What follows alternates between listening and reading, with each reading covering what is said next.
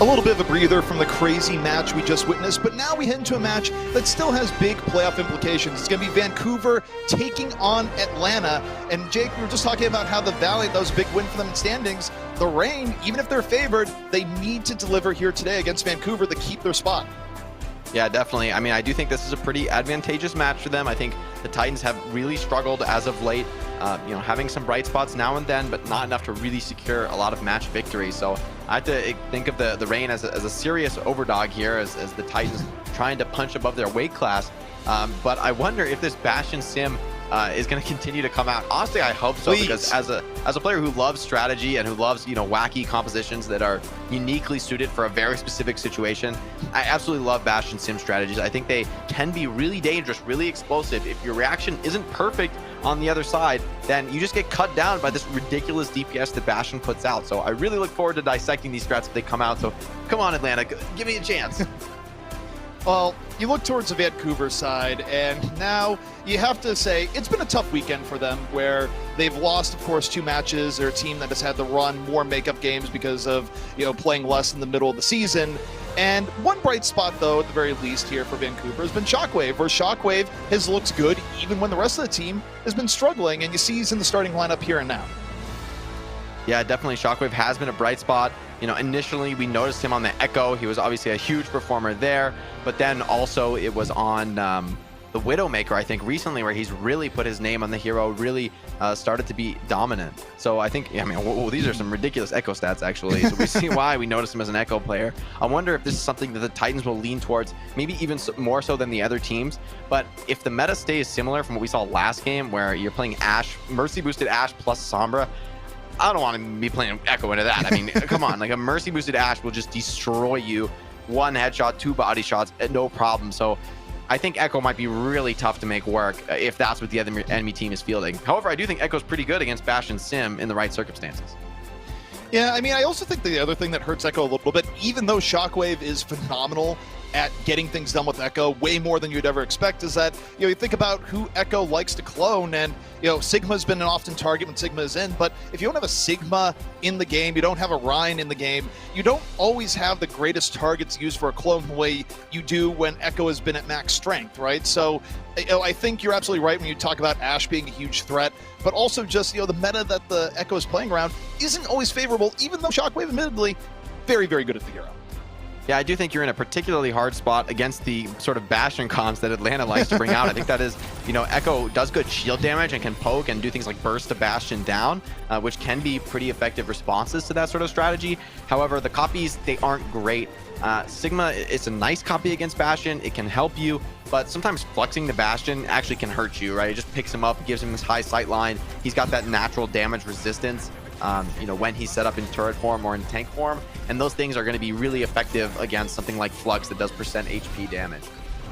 Yeah, and I mean, it's Atlanta sort of, I think, reclaiming their mojo, Jake, where you think about a lot of these players historically, Atlanta has sort of thrived doing the unexpected and, just almost disrespecting the opponents in a way with crazy stuff.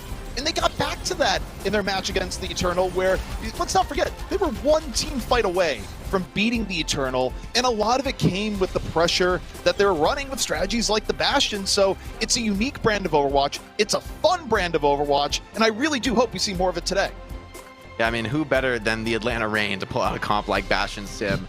But I wonder now that it's no longer a surprise, right? The Titans were able to review that. They're able to see what was done against the Paris Eternal. And while the Paris Eternal were able to adapt inside the match, I think that would have been tough for the Titans. However, the Titans now have the advantage of extra prep time. They can look at these strategies, sort of anticipate what's going on. And I think that is by far the best thing you can do against a Bastion Sim strat, is to predict it, be ready for it, have game plans that are anticipating something like the teleporter. Because when the teleporter, when you know where it's going to be, when you know where it's going, we've seen 6-man Bionades, we've seen Winston's getting huge cleave on it. So I think you do rely a bit more than most comps on the surprise factor, on your opponents not really being ready to deal with it.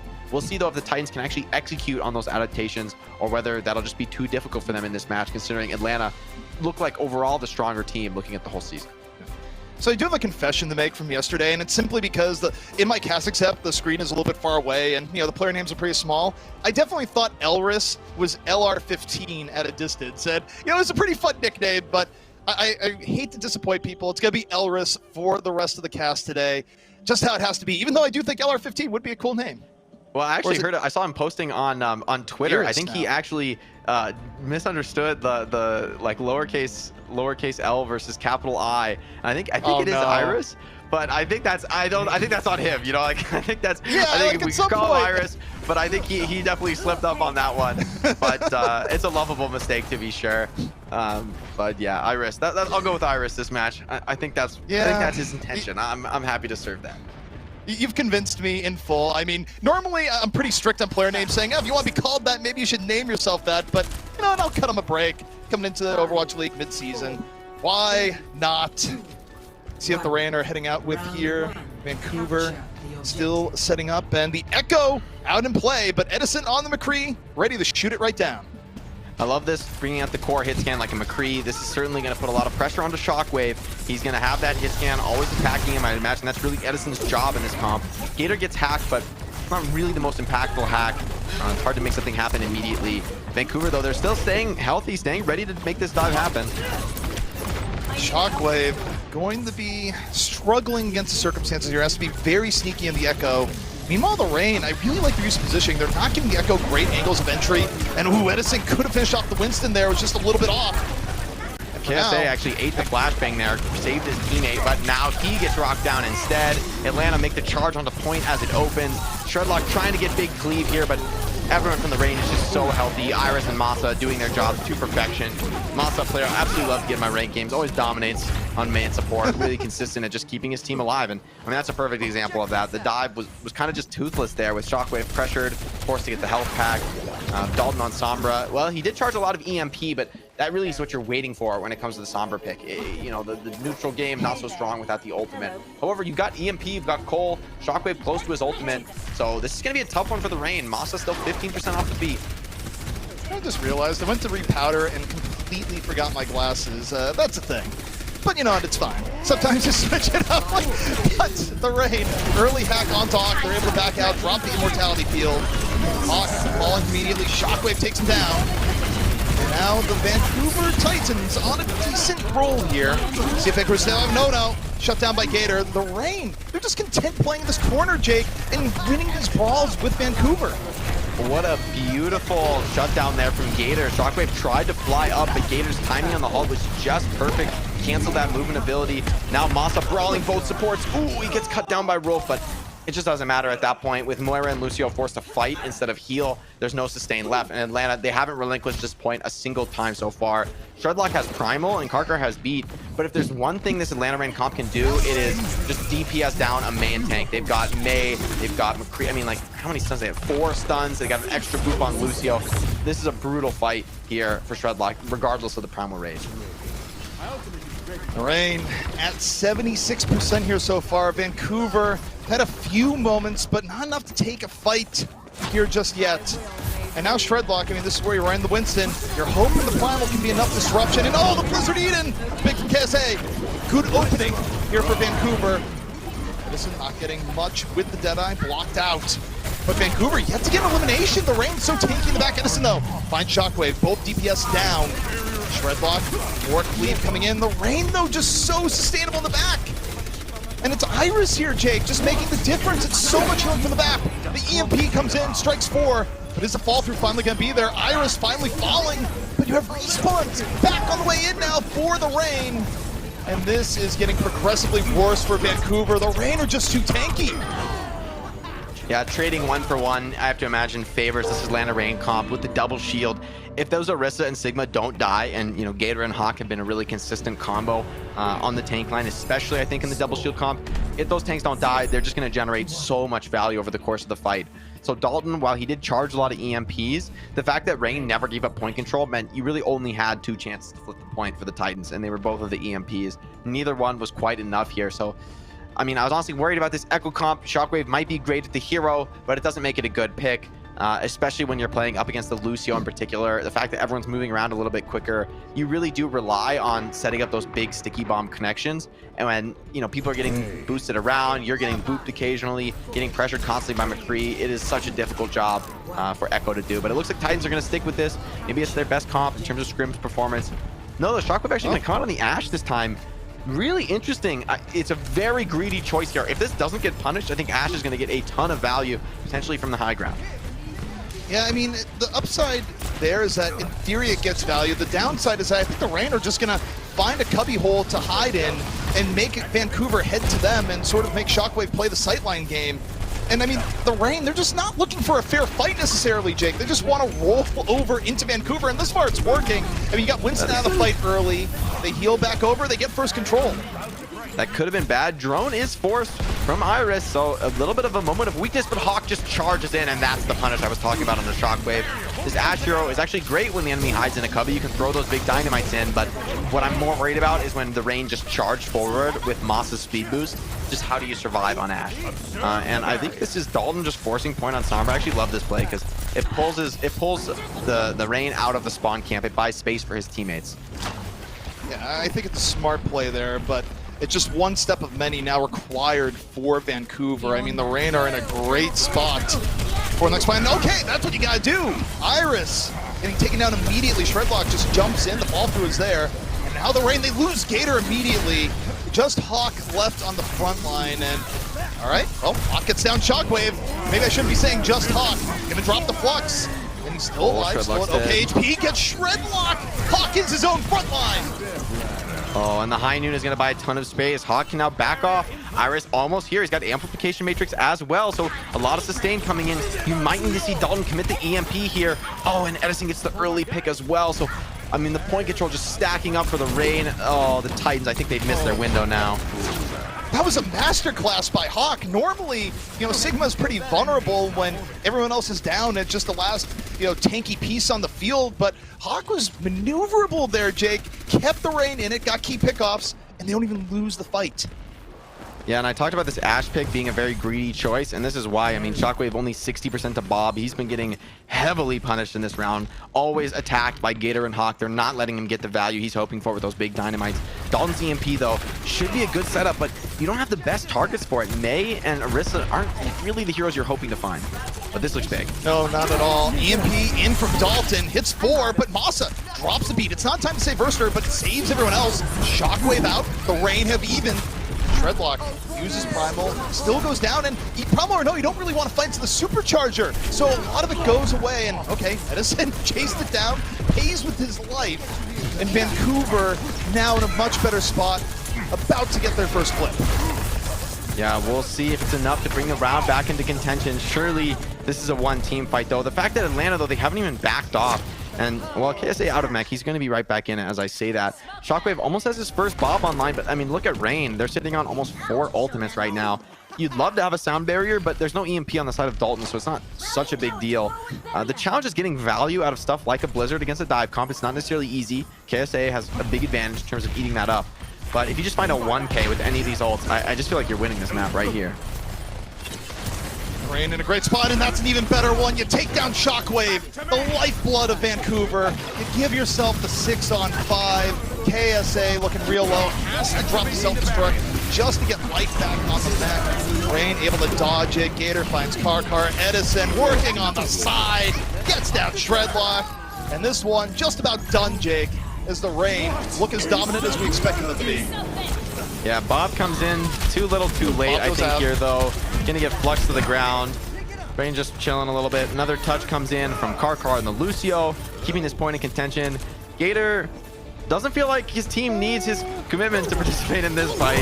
I think he might be right. Blizzard comes in, and Diva stalling as well. Cole comes in. You're trying to keep this going here, but you're just, I mean, you're really just delaying the inevitable right now for the Vancouver Titans. You're also padding Masa stats. This is unfair stat padding for Masa at the very end, but you know what? Probably deserves it. Why not? The Reign, so they're a team that loves styling their opponents. That's definitely styling from Gator right there. Yep.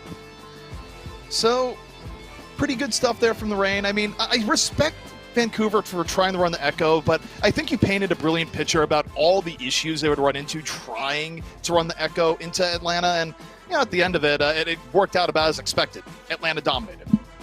Yeah, I mean, Edison's got a great Bastion. We saw that in the previous match. However, I think his, you know, the reason he's so good at Bastion is that his hitscan fundamentals are dominant. So you put him on a more stock core hero like McCree, and there just aren't the same openings. that I think the Vancouver Titans need to really get a win with that comp. Double shield just dominating, Hawk. That was such a crucial moment to somehow keep control of the point.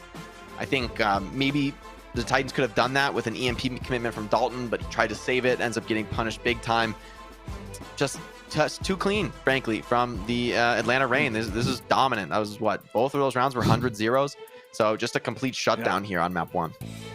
Well, if you're the Valiant fans hoping for Atlanta to drop the match, you might have to hope a little bit harder, because right now Atlanta is looking good. Can Vancouver somehow turn things around? Stay tuned.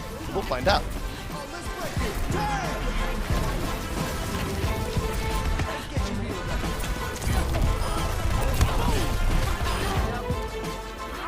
The Overwatch League is brought to you by T-Mobile. Switch today and rank up to America's largest 5G network, T-Mobile. And by State Farm. For auto, home, or renters insurance, like a good neighbor, State Farm is there.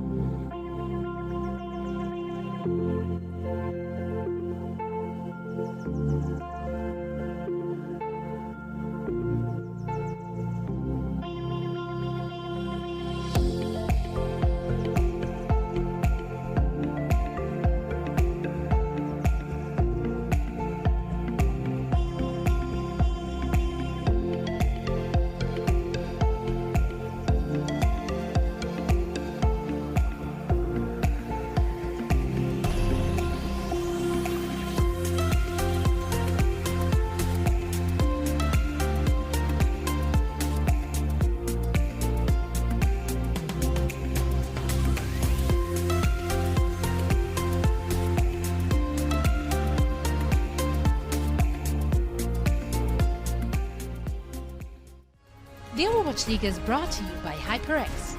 Unleash your style, unleash your fury with HyperX Fury Memory. And by Coca-Cola, the official refreshment of the Overwatch League. So the Reign looking very dominant against Vancouver, potentially adding to just the weekend of woe so far as it's been. And more importantly, we did get an update for our producers over the break where we've been through multiple iterations of names here for the player formerly known as Elris, then Iris, but now it's supposed to be pronounced Iris. And Jake, are you there? If not, I just have to continue this on, but at least we know. Hopefully I'm back. We know. All right, well, I can hear you. Hopefully everyone can hear you. They can. We're good. But now we get to see if Vancouver can turn things around on Eichenwald, where, the upside at the very least as we go into this is that Eichenwald perhaps not as good for Bastion. Perhaps Atlanta doesn't bring out the Destroyer of Worlds. Give me something here, Jake. Yeah, I mean, you're not so worried about the Bastion comp, but, if you're the Titans, we haven't even gotten to that stage yet, right? You're not losing to this, wacky cheese comp. You're losing to something relatively standard, right? Double shield, May, McCree. It's a counter to dive. We've seen time and time again. I love the switch of Masa. He's just playing Lucio instead of, what would be traditional, the Brig. But of course, with her out of the hero pool, the Lucio is a great replacement. Not only do you move faster, you can hit those rotations a little bit quicker, but Sound Barrier, although it charges slow, it can be a perfect counter to the EMP, right? Like, as long as Masa dodges those EMPs, he's really consistent at that. He's a smart player. He's in position to where you can't EMP him and the rest of his team at the same time. He just doesn't allow that possibility. So when the first fights are consistently going the way of the Atlanta Reign, I don't see how the Titans are going to win this. They need to be having either a way faster tempo with their ultimates and playing right on that timing as EMP just as it finishes charging, or they need to be just running a different strategy altogether, maybe mirror matching the double shield.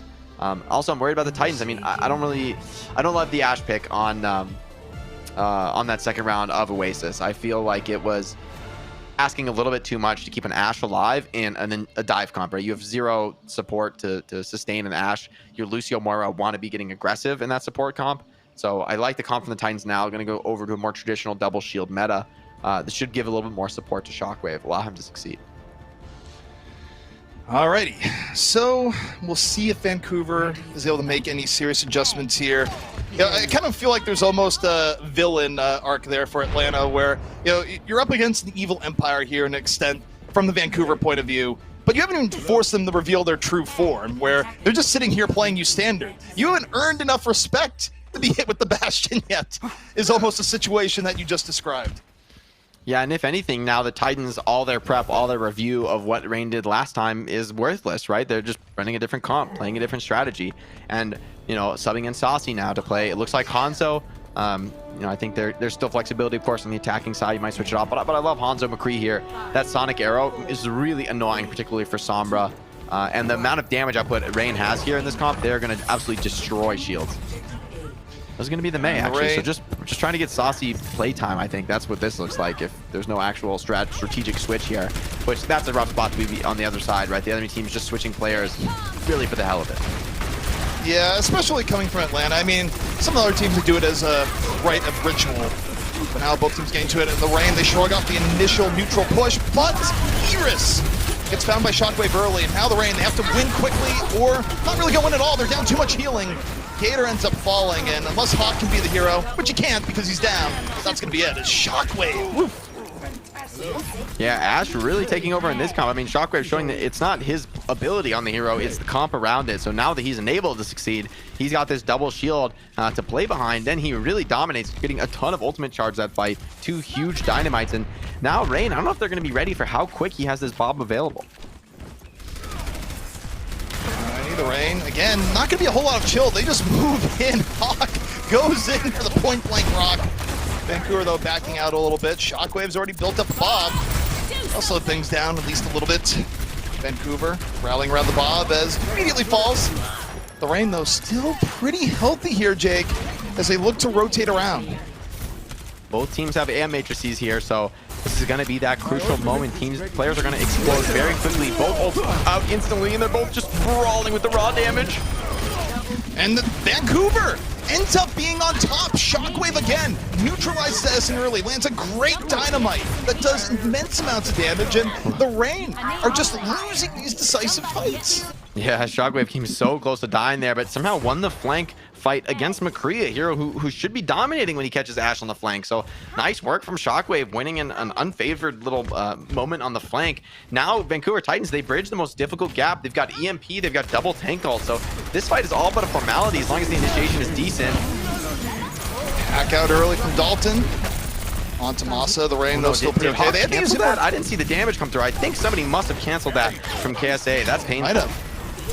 Yeah, and now Vancouver gonna have to move out. They drop the supercharger, the Reign all in, and Shockwave and Shredlock again from the back. Dalton helping to set it up, and the Reign, I mean, they still got time here, Jake, but these fights have been decisively against them. Yeah, the Titans, they're really picking up momentum now. This is the point where you start to really worry on the offense. You do have this fight, though, and this is that crucial fight where, sure, you've been punished. First fight, you got kind of dominated. Second fight, you lost to ults. Third fight, it's a trade, but still favoring the attackers in terms of the ultimate economy. But now, finally, you're in this moment. You've earned yourself an advantaged ultimate fight. It has been a long time coming. Shockwave wants to disrupt it with a flanking Bob. I think he understands the situation is a little bit dire. Yeah, definitely. Amp Matrix has set the stage. Here comes Bob, a late entry to the fight. Dramatic entrance. And the beat is forced out pretty early. Bob down, but the Reign, they use the beat so well. And this time, the quick collapse goes in their favor. And I mean, these fights, you blink and it's over, Jake. Just very quick initiations and everyone drops. Yeah, I like the idea of the Bob there, but I love the Gator just instantly superchargers, Masa instantly beats, and those are the two ultimates that just cover all your weaknesses, right? Like, Any damage problems? Nope, you're doing 50% more damage than normal. Any health problems? Nope, you've got about 10x your normal HP. So, you know, it needs to end in one moment. That's basically how it has to go when you're going to pop ults like that. But Atlanta Reign, just textbook performance, they get it done.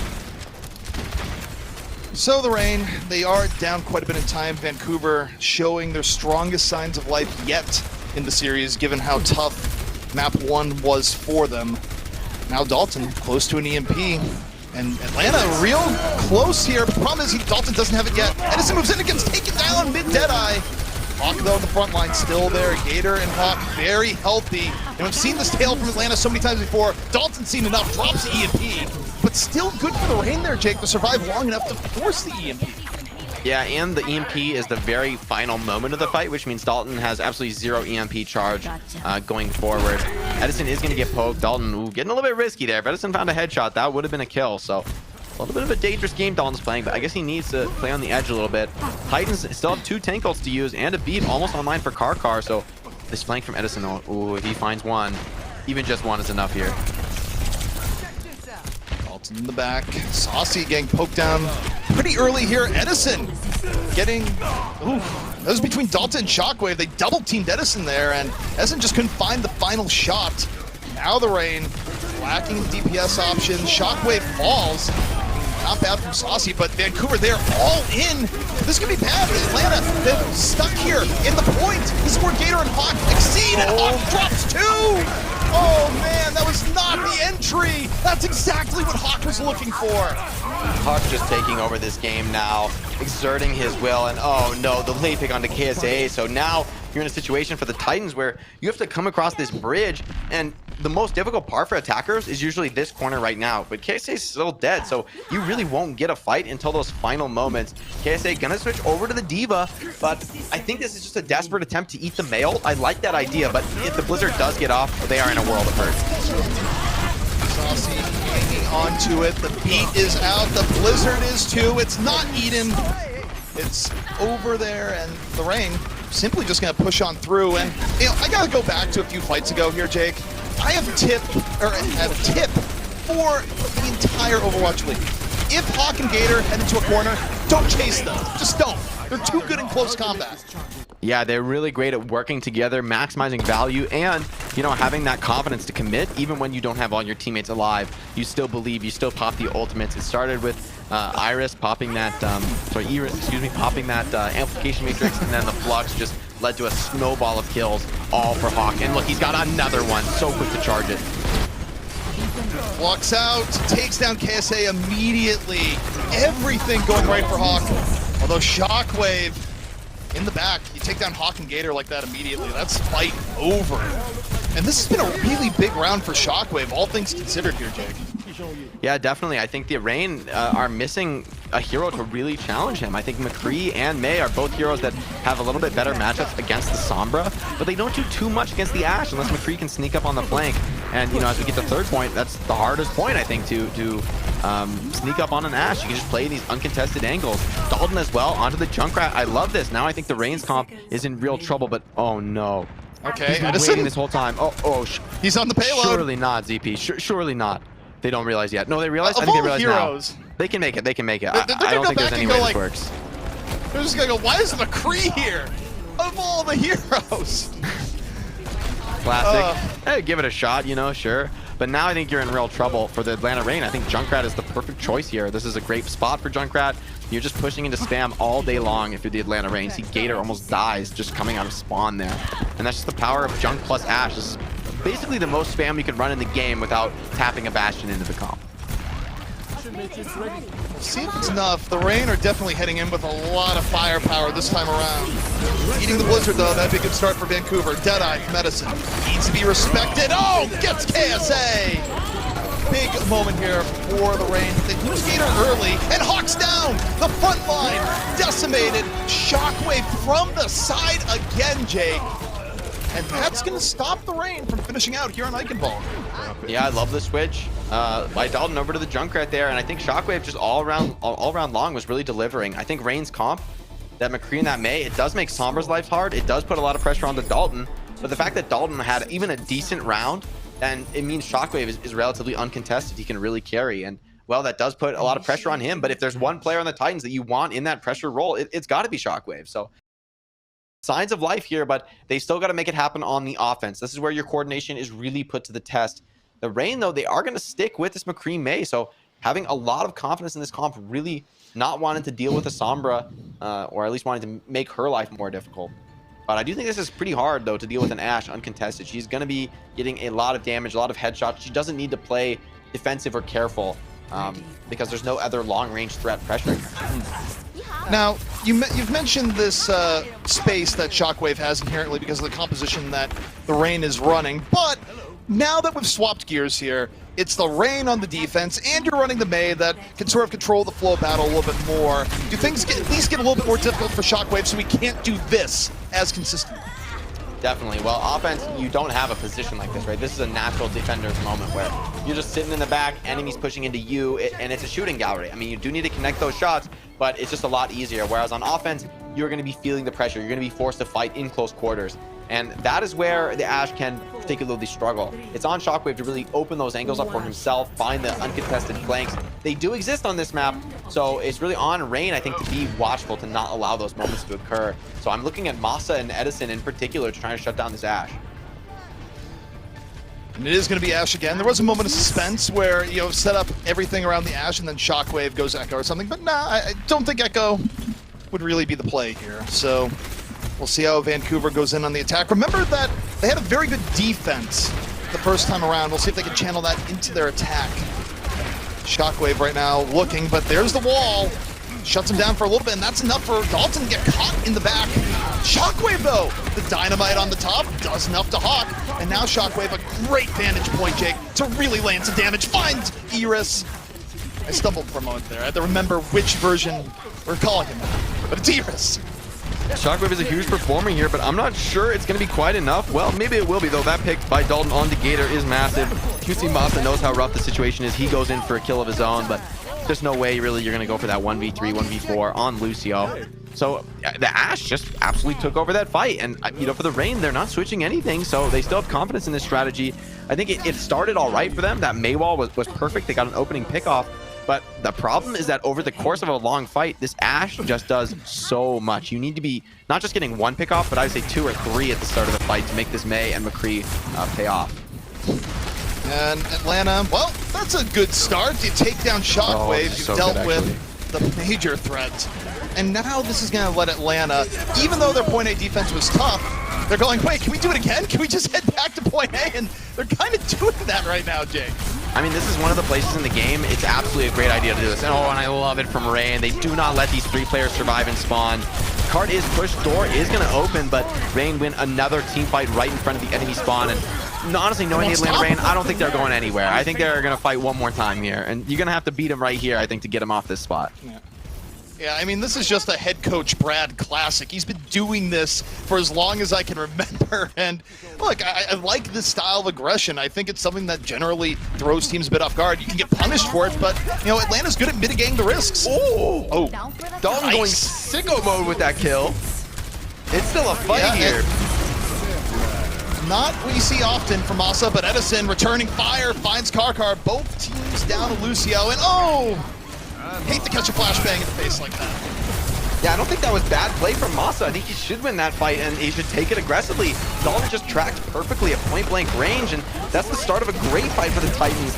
Reign, they are stalling Cart for a very long time here, so this is quite annoying looking at the time bank. Masa back with a kill of his own, but surely this is too much, this close to the attacking spot. And if you want to predict the flow of a Reign team fight, just look at Gator and Hawk. If Gator and Hawk are still alive, Jake, it seems like anything can happen, but if you see Gator get dropped early, probably over. Yeah, I mean, well, losing your Orisa early, that hero is probably one of the best long-term value generators that Overwatch has. Just dropping shields, dropping ults. Oh, and I love that spy check from Saucy. Catches out the setup from Dalton, so the EMP is going to be a little bit more awkward. And right to the cart, so Reign guaranteeing themselves another fight here. Very risky from Shockwave. He could get caught doing this. All right, Shockwave taking on the entire Atlanta team and losing, as it turns out. Not the most ideal battleground. Hawk off here to the side, his own battle with Bob, and Vancouver's still pushing the payload as this goes on, even though Atlanta got the better of the trade to start with. Saucy, though, looking for Sigma, does not care about the shield in front of him. And now, this is where May can get some good delay. As long as Saucy survives the hack. And no, it doesn't quite happen. Hack was good from Dalton, and Vancouver keeps the pressure on. Hawk's still alive, still poking from this high ground. Edison is back to support him, but somehow, some way, this fight is going the way of the Titans. That play from Shockwave with the Bob was a little bit wild, but it was enough of a distraction for the Orisa and McCree to fall on the cart path. So finally, Titans getting a little bit of momentum, but the question is, can they finish this cap without Rolf? I mean, Batiste is a really crucial hero here. You do have Supercharger and EMP. Supercharger to force the beat, EMP to shut it down here. So I do think this is a very hard fight for the Reign. See if they have what it takes. Hawk getting chunked early, but able to sustain for now. Hack goes on to him. Meanwhile, Edison finds Kakar. Both teams down to Lucio. Edison, Deadeye, go big or go home. Off to the side. But right now, can't find anything. Gives up a lot of pressure for it. Shockwave enjoyed the space. And Vancouver should be their entry into point C. Yeah, and they do it with a lot of ultimates, though it does cost them everything in the bank. Masa holds on to this beat drop. Edison jumps over the Junkrat. I wonder if Saucy will switch off the May too, or if they actually want. No hit scan here isn't. I mean, I like the Junkrat, I like the May, but I'm worried about not contesting Shockwave. He's been a huge performer here. All right, Supercharger down for the Reign. Let's try and make up time. Vancouver a lot to go. Shredlock out immediately. The beat letting Reign be a little bit more aggressive. Era slowed down, and all right, awesome coming into play here. Good disruption, helps to set up Hawk, and Reign hold off the first push. But the problem here, Jake, is that they still have to do it for a while. They let Vancouver set a very quick time to this point in point C. Yeah, that is true. They've got a few opportunities here, but this is where I think Junkrat really puts his heels in. You've got the Maelt as well next fight, so KSA, he's not on the Diva anymore. It's going to be a lot more difficult, I think, to eat that Blizzard because you don't have the mobility or the range, of course, on that kinetic grasp. Hack comes in on the Masa, but I don't think it's going to be the highest impact. You're still coming through this death choke into a May, into a Junkrat. Well, Vancouver, they lead with Bob. Edison getting pretty low. Start things off. The Reign playing a little bit of a dangerous game. Gator and Hawk, though, keeping a good front line. And Vancouver taking a moment to breathe. The Bob out of the fight. A mini reset going on here. And they're just waiting for Dalton's EMP. The problem is Shockwave's down before Dalton can build it. And I think if you're Vancouver, you'll wait here, Jake. And okay, they go for it down Shockwave. That's crazy. And they make it work. They take down 3. That is a hard play call, but one that pays off. Yeah, heads up play from Dalton. He sees Raynor trying to actually just push. I don't think he's going to drop that EMP if they were to stay passive, hide in the corners. But when they expose themselves like that, they gave up a 5-man EMP there. So beautiful work by them. And you've got the ultimates to close out the map. It's on Saucy and Hawk. They've got a lot of control here. Is it enough to shut down the offense? We got the Flux in. Saucy dropping the Blizzard to slow things down a little bit. The Reign dropping the beat right after. And again, they drop the beat. They head right in. They head into the Flux. KSA drops it down. Oh, so low! That's such a good Flux! Shockwave knocking them down right after. Oh no! The Reign overextended to oblivion. And that's going to be Vancouver taking the map. And we got ourselves a series. Oh, that Flux Dynamite combo was absolutely filthy. Just cut down everyone on the side of the Atlanta Reign. And, you know, what looked like a serious underdog match just got evened up right now. So we are sitting at 1-1. Shockwave went absolutely nuts there. If I'm the Reign right now, going back to the drawing board, wondering what to shift here, I just have to think you've got to put more pressure onto Shockwave, pressure him into duels, pressure him into at least being worried about something. Because when this guy's uncontested, he goes for that big flank. It's just disgusting, right? He just chopped all of your players up one by one. Headshots, dynamite, doesn't really matter to this guy. He is a sick performer on the Ash. Yeah, I think you brought it up so many times about the composition, giving Shockwave a lot of room, and I think the verdict is clear after this map. Don't give Shockwave that much room. He is a player that is good enough to punish you for making that sort of decision.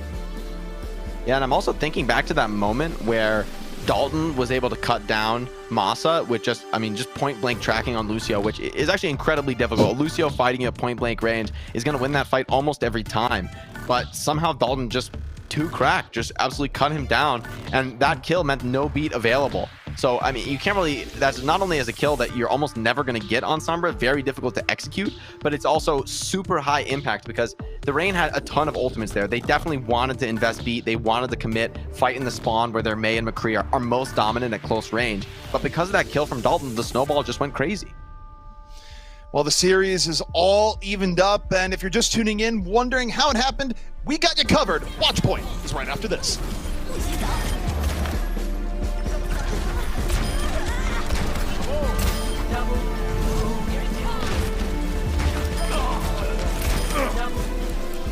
The Overwatch League is brought to you by T-Mobile. Switch today and rank up to America's largest 5G network, T-Mobile. And by State Farm. For auto, home, or renters insurance, like a good neighbor, State Farm is there.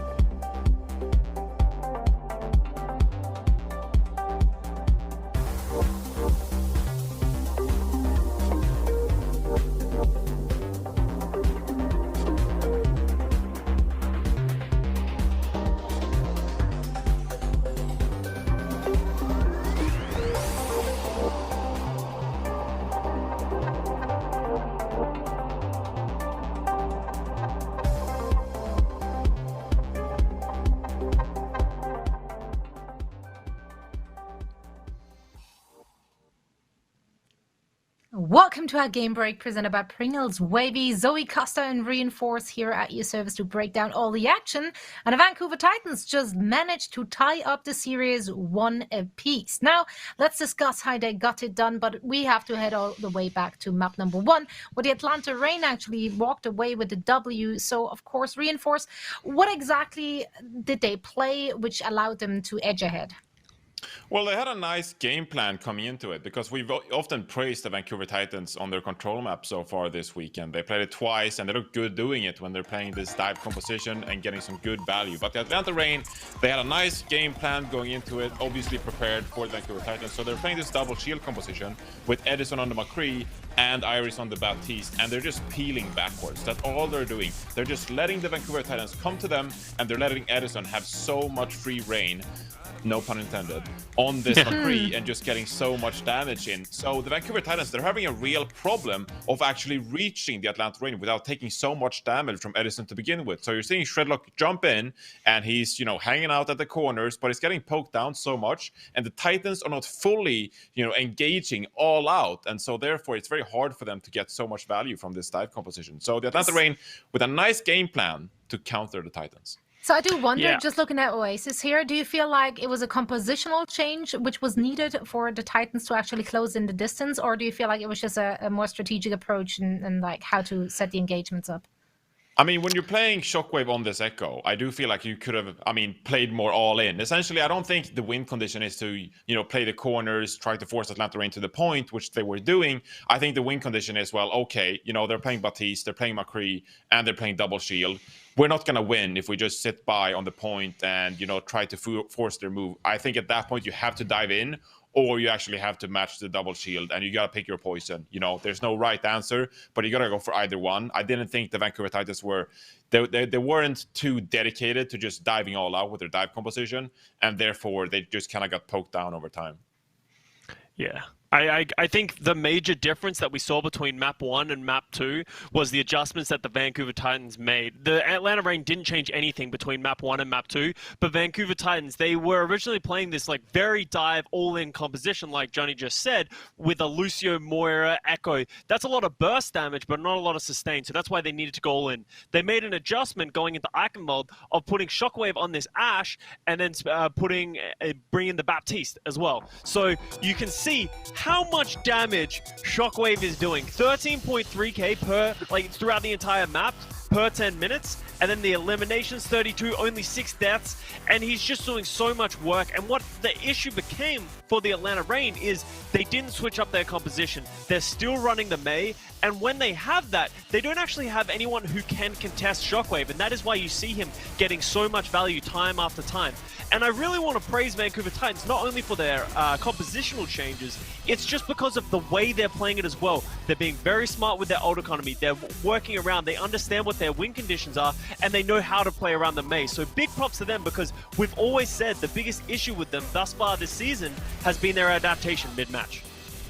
Absolutely, and you just mentioned their alt economy. So in our crunch time presented by Pringles Wavy, we have a great example from the Titans on Eichenwald to really, combo their alts to great effect. Yeah, I really want to highlight this moment, because this was the moment I was like, wow, this was actually a phenomenal play. I remember when I first saw this, we're going to see the EMP coming up here by Dalton. This is a great, they're one person down. Shockwave, the carry of this match, goes down, and then he sees and recognizes that Atlanta Reign is going too aggressive, going too far for the ultimates that they have. He drops the EMP, gets a very clean ultimate, and this then leads to a free fight win.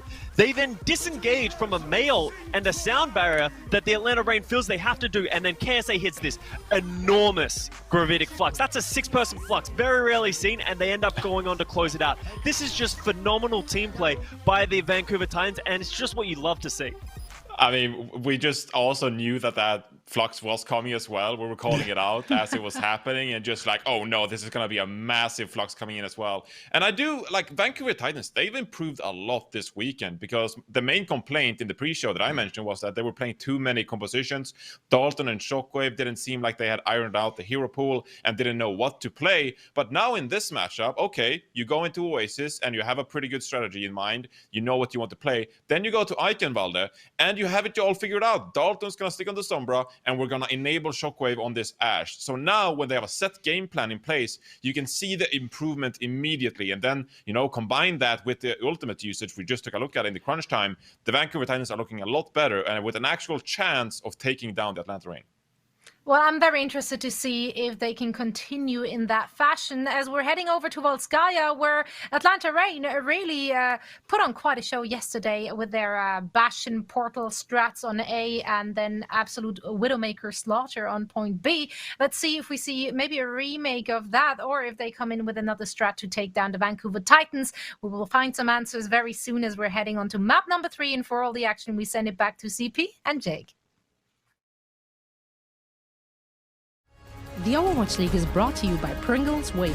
Big crunch, big flavor.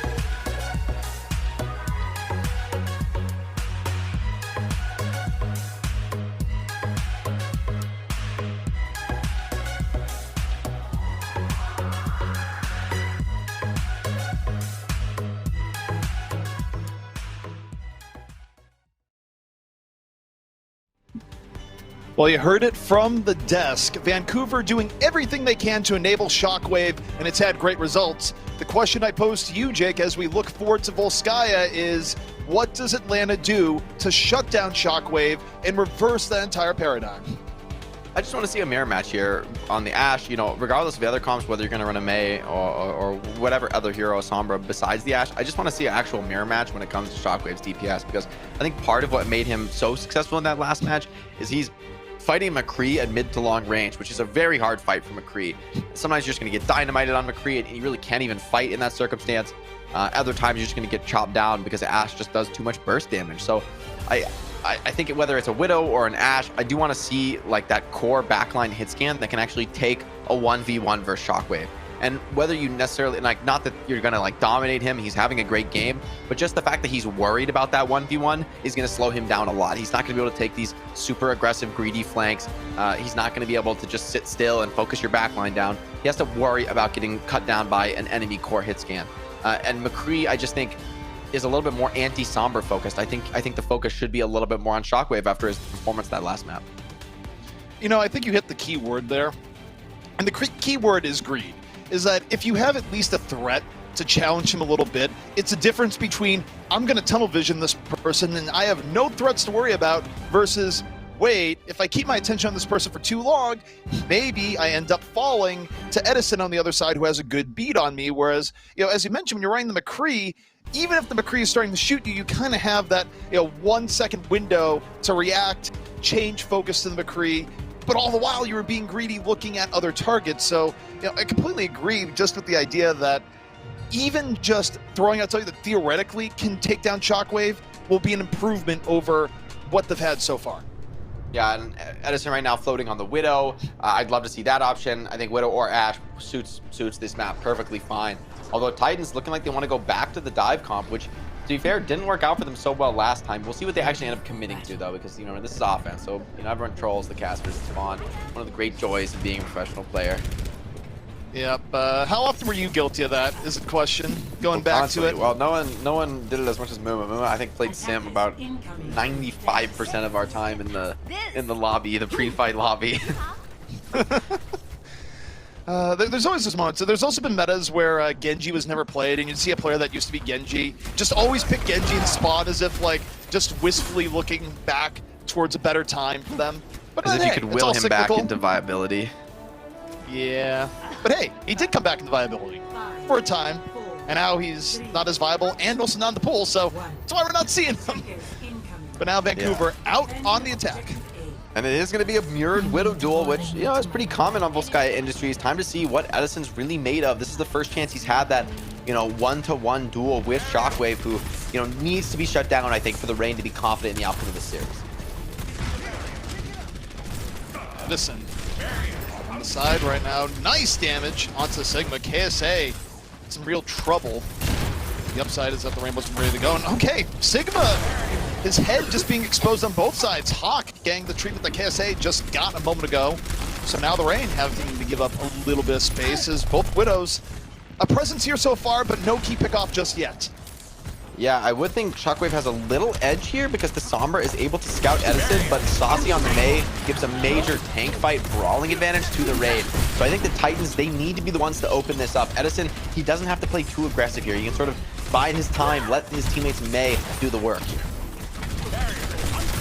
Rain, they're healed all the way back up. Vancouver, much the same. Now see how this goes. Hawk getting pulled into a real tough spot, but able to back out. The peel was there. Widow v Widow here in the back. Shockwave versus Edison. Edison was wounded. Edison actually had to yield a bit. The Shockwave had a room to work with. Well, while that's going on, the Reign just win the frontline battle, and the Widow battle's still going on, Jake.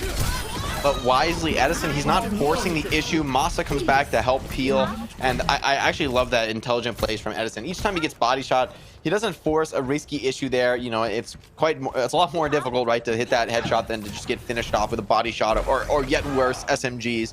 Of course, the bane of all Widow duels. Dalton scouting the Widow so far. It hasn't been enough to actually shut down Edison. You know, damage is great, but this Mei is always going to give a tank fight lead to the Reign, and so far that's been all they've needed. Edison risks the hook shot there, doesn't get punished. Recon sight up and Shockwave down. Saucy doing Edison a solid. And the Reign, they just roll forward, and this goes back to the idea of the strength of the Reign front line, Jake. They're so good at these skirmish-style fights. Yeah, Saucy coming up big there with the right clicks, and I'm surprised the Titans elected to commit into the infra side. I think maybe they were just in a little bit too much momentum there, but I don't love that commitment because they use their supercharger. That's like their best ultimate. You do have EMP, I think, and with Flux that could be enough, but if Iris or Masa manages to dodge that, they are going to be set up to save their team. Masa in particular, he almost has that sound barrier online. Shockwave was so close, it's so far from angle. Meanwhile on the front line, Hawk going in with Flux. Gator dropping supercharger. EMP drop from Dalton. Edison though punishes Dalton early. Saucy out of the fight, 5v5. Edison a threat, same with Shockwave. And Shockwave falls to Edison on the side. Deals with the Shockwave threat, but Vancouver still very much on the point. They've dealt with Hawk. Gator's still around, and look at this pressure back on the Edison. Pretty low HP, getting poked down by KSA, and Edison's gonna have to look for a health pack, but the distraction lets Gator thrive. Yeah, and that was a duel that just really needed to go the way of the Titans, especially off the back of an EMP. I love the way Reign adjusted their positioning, knowing that the EMP is coming in. They played completely split, which is exactly the opposite of how we saw them play every other fight, which was, you know, down in this cubby playing together on point with Mei. In this case, it was just Saucy and Gator to tank the EMP. Hawk just getting value on the high ground, Edison on the opposite flank. So just great team movement now. Shredlock, he does have another supercharger. This could be a big moment. Saucy, he's in trouble. He does get a huge Mei wall though. Iris, such a good immortality field. The Reign were looking low. Shockwave though takes down Edison. Now, free, unchained, doesn't have to worry about the Widow. And Vancouver looking very good on this attack. They won the frontline and Widow duel at the same time, and now it's just overkill. It's going to be point A for Vancouver, but the problem is, Jake, we're in overtime. They're going to be behind in the time game as they go for point B, unless they can just somehow snowball this here and now, but it's going to be hard. Yeah, it doesn't look great in terms of ultimate economy. You know, the fact that Edison almost has Infrasight, I think, is an especially good ultimate here. Not only because it makes a huge difference, obviously sometimes an insurmountable difference in the Widow duel, I would say usually insurmountable, but it also shuts down Dalton. He won't be able to get around Invis anymore. So if Edison can just get that ult online, needs one more body shot, and surely he'll pop it almost instantly. Probably need a reset here for the Titans. I don't see how you fight into this.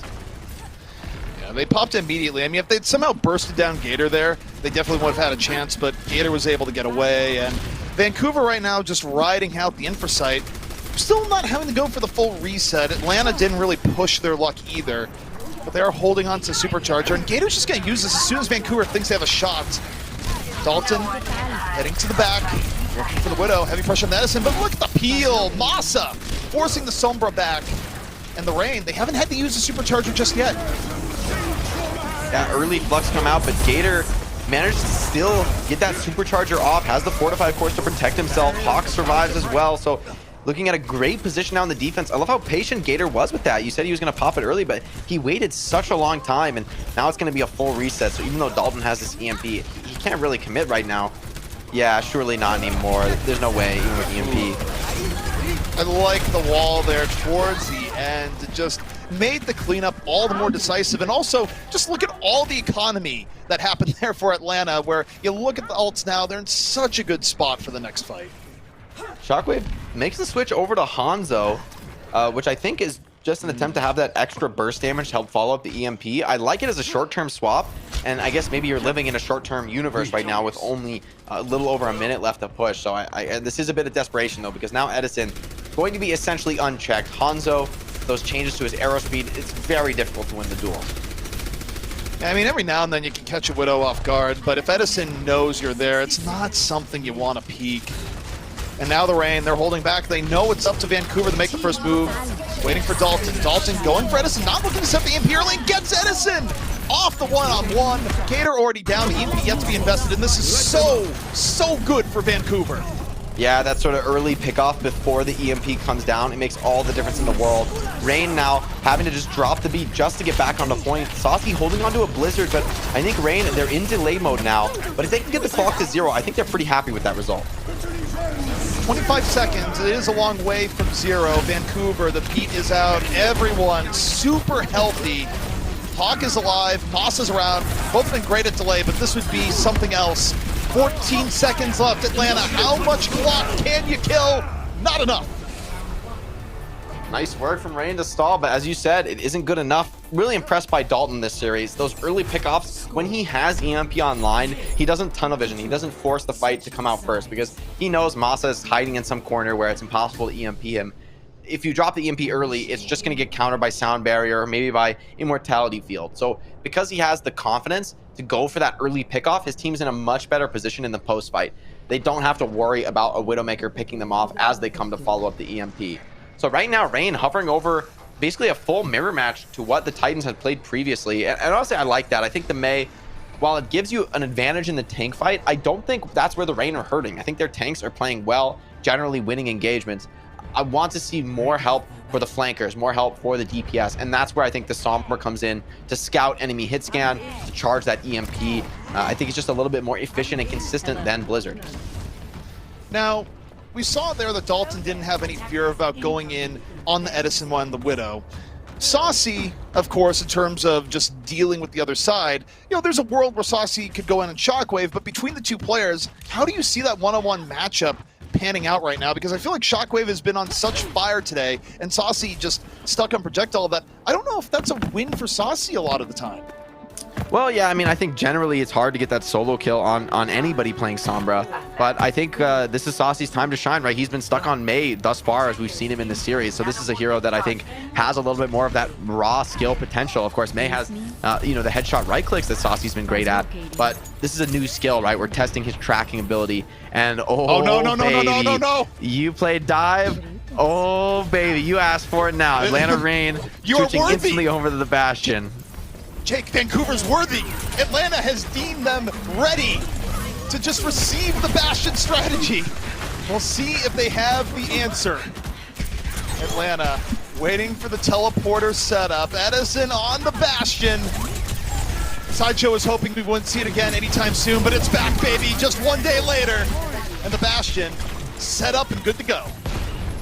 Dynamite from Shockwave doesn't connect as well as he would have liked. He's poking from this off angle, should be pretty free in that, but you know, so is Edison just farming away. Dalton pushed out, so pretty soon I think the Rain, they need to make a move to point. Here's this classic TP going back and forth. KSA trying to keep track of this Bastion, instantly crossing the map. Oh, it's so hard to deal with this. It goes left, it goes right. It just constantly bounces back and forth. But so far Vancouver, oh, look at this, sneaky. You think the Bastion's gonna be on the high ground, now it goes to low. Gator, though, out of the fight. Vancouver's playing around this pretty well so far. Still at a full 6. Gator still gone. And Edison getting decent damage, but oh no, you can't let that res come in. Now Edison back to work once more, breaks the shield. And Atlanta with a lot of point control now, Jake.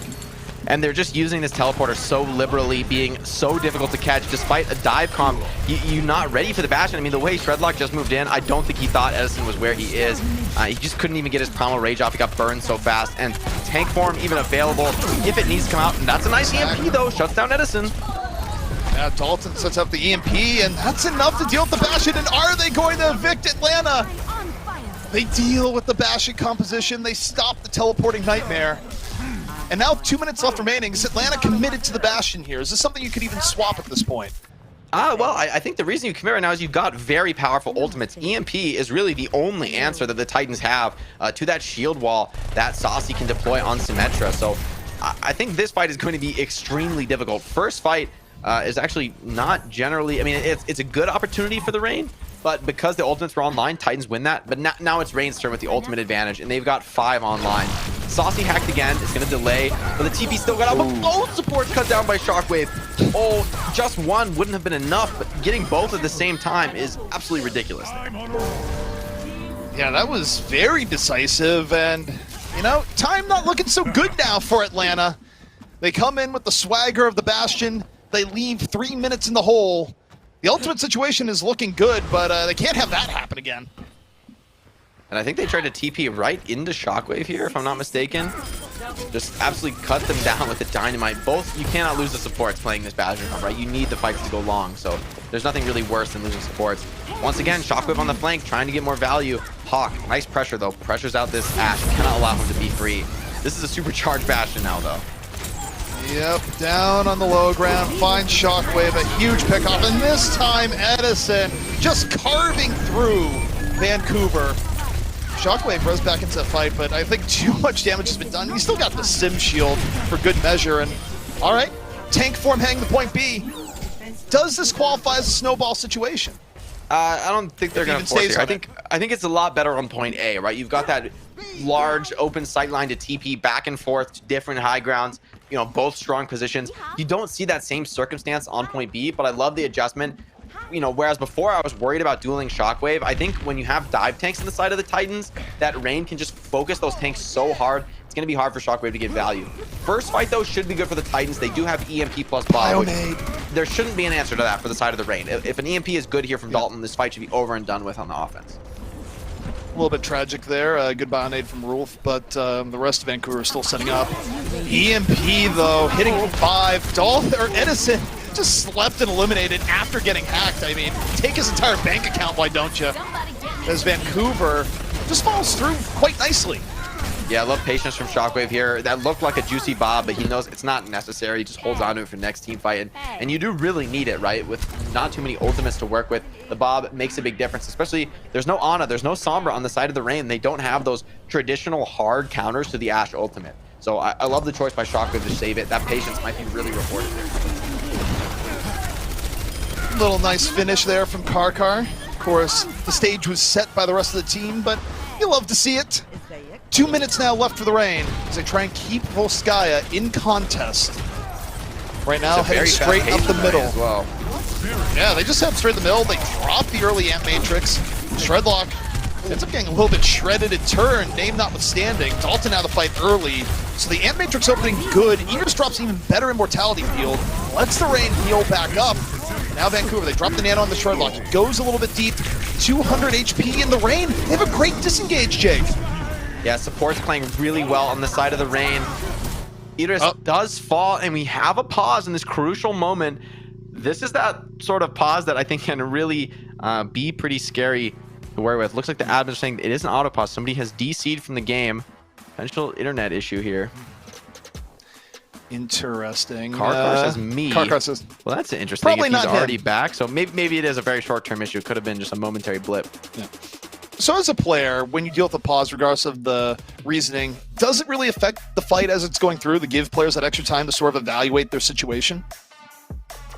Well, it can help, right? But it also is for both teams, right? It's that moment to solidify things. However, I think given the status of this fight, I think we're going to be looking at an extremely difficult recontest for the Titans. Most importantly, they don't have any ultimates to work with. And Edison and Saucy, they're sitting on DPS ults. And what better DPS ults to hold a point that you're capping than High Noon and Blizzard, two of the most effective zoning ults in the game. Almost impossible to push into. You need to kill the McCree out of High Noon, and you can't really do anything about Blizzard. So I think the Rain are almost certainly going to cap this, but regardless if they cap instantly or if it takes, you know, a minute of delay, we will see an overtime round here. So I think it's very likely that the map is just not yet decided. We'll have to see in the OT round how it breaks down. Also, you know, Karkar might not have been lying on that, where Karkar says me, and it's just like, yeah, of course, me smile, and Karkar just left the lobby, so a little bit of truth there. Now I'm just wondering how the internet works. But we are taking a look at some of the highlights here in Volskaya, and it's been a pretty explosive map here so far. I think Vancouver's really been holding their own, even against the silliness. Oh, I love this highlight as well. It really shows the teamwork that went into breaking the Bastion setup that first fight around. Karkar managed to get that res off with a perfect matrix by KSA, which gets Shredlock back into the fight, which makes the EMP then a real threat because it's got a Primal Winston coming in behind it. And now we're seeing, you know, when you don't have all those ultimates that I just described, well, things look a little bit more difficult against the Bastion comp. That Sim Shield wall, just a little bit too hard to answer without an EMP to shut it off. So interesting work by both teams, honestly. I think both teams playing to their win conditions, a very expected result here. But that's why I think it really will be that final OT round that decides it all. Because, you know, with less time in the bank, right, if the Rain had not had so much time to work with on the Bastion strat, they would have been dead in the water. So going into an OT round, the question is, will they keep playing that strat? Will they go back to the McCree, their bread and butter? I think it's all open here. Well, Karkar got disconnected before, immediately gets slammed to the ground, so, you know, doesn't really change his fate much. It was already sealed. Now we'll see how long Vancouver could delay. Deadeye from the back, Shredlock nowhere to go. I mean, you gotta stand the point, is your fate here, but they can't stand it for long. The Blizzard holds them off. And we'll have to wait a little bit to see if the Atlanta Reign decide to go with the Bastion strategy again, because guess what? It's gonna be Vancouver on the attack first. 2 minutes to 1 minute here on the time bank, and I actually think that's pretty significant on Volskaya Industries. Generally speaking, I think with 1 minute in the time bank, you're happy if you can cap A, or even get some ticks on it, because capping B, virtually impossible, I would say, with this time bank. You pretty much need to make some significant errors on defense for that to even be a possibility, just because of how hard it is to cap that second point without a major bank of ultimates in your favor. So for the Titans, looks like they are thinking about making an adjustment here, thinking about pulling out that full double shield offense, this time with the Hanzo in particular to start off with, which I think is an interesting choice for Shockwave. I mean, I think at this point, you know you have 1 minute left. You know that your first attack was tortured before. I mean, Vancouver needed every last second to get point A. Now, you take a look at it, you put Shockwave on the Hanzo, you try and get the best of both worlds, right? You want to keep the one pick potential that can give you point A really quickly, but you still want a little bit more shield break. So, you know, it almost is like Vancouver's trying to hedge their bets a little bit here, and we'll see if it pays off. I don't think it's the worst idea in the world. Yeah, honestly, I'm not a fan. Okay, I'm glad he's going to be on the Widow duel. I just think the Hanzo is going to leave Edison a little bit too free on a map that is just incredibly dominated by Widow. The sidelines are very long. You're not really going to be able to duel Widow at that sort of range, given Hanzo's arrow speed. So it's all about this initial poke trade. Dalton wants to get that EMP online, but that's going to be very difficult with only 40 seconds left. Edison keeping close eye on Shockwave. Now rotating back a little bit. Shockwave trying to be a little bit sneaky. Has gone to the high ground. Dalton, the scouting info on the Edison. He's just going for it right now. Edison super, super low. Is Edison going to get away? Oh, he's so close. He's not out of the fire yet though, Jake. Super low, but now back to full HP. A true golden opportunity. It's gone, and now we'll see if Edison can reset. All the while, Shockwave did have a moment of freedom there. Yeah, but couldn't Atlanta make anything still of it in full though. six. This time he does. Shockwave got him! Edison out of the fight. Vancouver, Shockwave unleash once more. And Jake, they'll get a chance at point B from this. Yes, they will. A solid cap on point A, and doing it with no ultimates. Now you're a little bit worried for the Atlanta Reign, because Dalton, he did not need to use his EMP to get that cap. The pressure onto Edison was perfect. I mean, Dalton almost got that kill solo. I honestly think Iris missed a couple of heals there on Edison. I think had Dalton just gone super aggressive, no fear, he might have even gotten that finish himself. But it's not necessary here. You've got Infrasight to set up the fight, and you've got EMP to close it out. What more do you really need? The question is, can you just survive? Ant Matrix might just blow your tanks out of the water before things really get going. Dalton has the EMP, it's ready to go. Could be the map winner. Vancouver, they're gonna play around it. The EMP to the back. Strikes 5. Hawk immediately down. Same with Iris. Beautiful setup in from Dalton. And Vancouver, they're gonna put 4 on the board. Oh, that's so painful there for the Atlanta Reign. That combo was absolutely beautiful from the Titans. Not only do you have the halt to set things up from Shredlock, EMP comes down, turns off the Ant Matrix, and then, of course, the boot from Karkar to bring everybody into the line of fire as the Titans just charge in. So I said it was almost impossible, but somehow, some way, they've done it. And now I think the Reign are really in the hot seat. They could very easily go down 2-1 right now in this series. Yeah, and I mean, you know, obviously matchups here in the Overwatch League, they're not exactly transitive property in the least. I mean, matchups are a thing. Performance from day to day is a thing, but you know, if you're looking for bright spots here for Vancouver, they beat Atlanta here. They're doing something that Paris did not when it comes to Volskaya. So, I mean, that's something to look forward to for Vancouver. And you have to be so happy with how Shockwave has been playing in particular, but also, I mean, Dalton really coming alive the last few maps. Yeah, I think it was really just the textbook dive plays somehow countering this Bastion time and time again, when I think a lot of teams would have fallen there, and less than perfect wouldn't have been enough. But the combos have been really on point, and you know, this is the place that we've criticized the Titans. This is the place where they've struggled, is those mid-game adaptations, those, you know, tight team plays at the Overwatch League level. But now this is a different Titans. They're looking reinvigorated here. Reign, I think, are looking down a really tough hold here. Or rather a tough push. I think for Titans, all you need to do is charge some ultimates, be ready for that final fight on point B. point A is sacrificial. Yeah, I mean, you're not even really phased if you lose point A, so long as it's not just a complete stomping that feeds Atlanta everything they need. I mean, you're okay with just a weak loss here. It's fine. Yeah, and now. Shockwave, once again, he's uncontested on this Ashe in probably one of the longest sight lanes we've seen all match long. I mean, the Reign, they're just going to try and win the frontline battle, go, okay, someone has to touch a point, and hopefully they go for it before Shockwave destroys us all.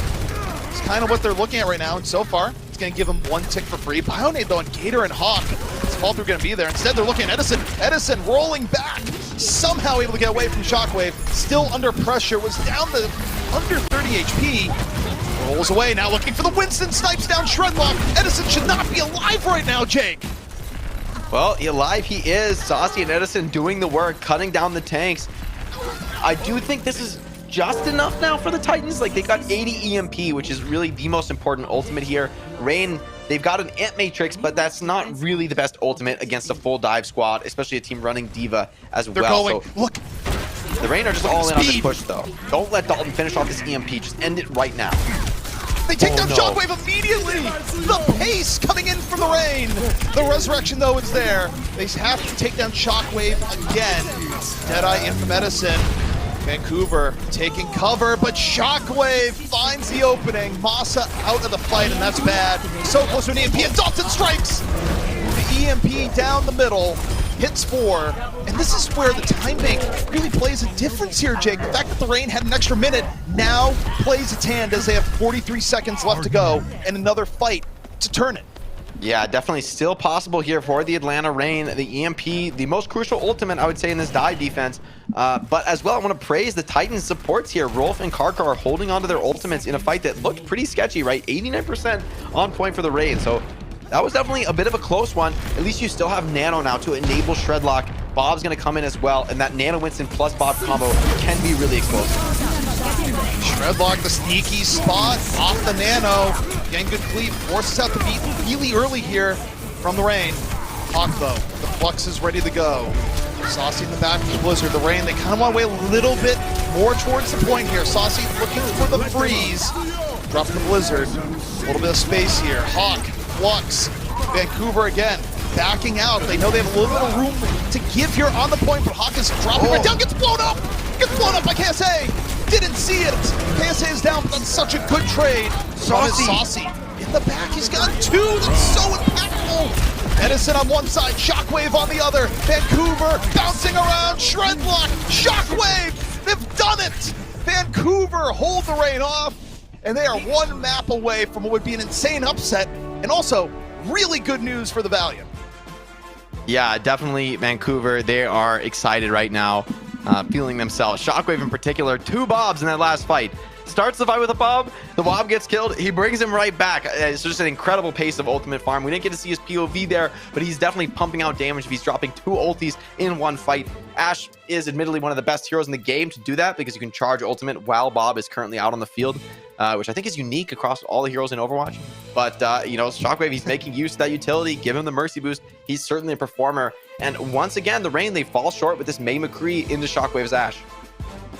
Yeah, I'm curious to see if Reign stick with the May McCree. I think if there was a time for a sub, this would be it. Go back to what worked for you. Back on map 1. Who knows, though? Teams have plans made far in advance. It might be what the Reign are stuck with right now. Well, I don't think you can blame Saucy for this, right? Like, think about that last fight. I mean, he kept that in contest. I mean, that fight wouldn't have been close did he not deliver those 2 crisp headshots on the D.Va and the Mercy. So I think Saucy is having a great game for himself on the May. He's having success. I think it's the Reign's overall strategy that is at issue here, right? That Shockwave's getting so much done. There has been those great moments for the McCree, though, and playing against Dive, I do think it has more merit. But I think that was really more on the offense from Titans. The fact that they capped 2 points with 1 minute of bank to work with, that's a really rough defense there for the Reign. So Vancouver on the verge of ending the weekend on a high note. The Reign potentially going to drop in the standings. What's it gonna be? We'll find out in just a few moments.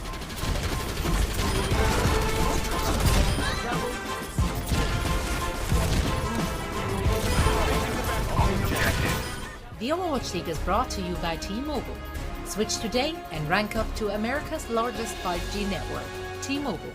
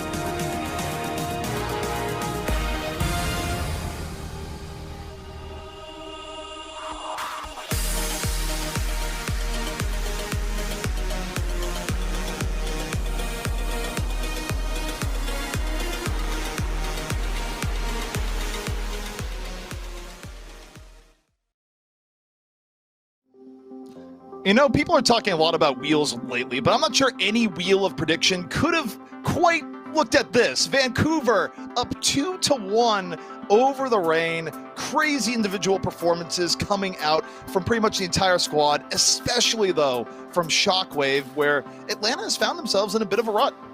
Yeah, the team play on these dive comps, especially in those anti-Bastion fights, was really precise from the Titans, doing something that even the Paris Eternal struggled to do in terms of countering the Bastion strat. So clearly they've done their homework. I don't think that Reign is going to go back that direction anymore. I mean, they did cap point A with it, but it just took way too long. That's a comp that wants to be more decisive than that, surely. So great work by the Titans to be up 2-1 in the series. It's well-deserved. Shockwave in particular having himself a ridiculous performance. And if I'm the Reign right now, you know, back in the lab making some adjustments, if anything, I think you just want to be putting more pressure on a Shockwave, right? Like when there's been in these pure Widow duels, Shockwave has still popped off. He's still won some of them, but he's also lost some of them. He's not immortal. Edison, also a very strong hit scan player. So the fact that they're choosing to put Edison on the McCree, which is a more like anti-Sombra / anti-tank focused DPS, I think it's giving just too much opening to Shockwave to be that superstar. And I mean, he's shown that if you give him an inch, he will take a mile. So I think for the Reign, this is still in contest, but they need to answer Shockwave or else they're going to go down 3-1 right here.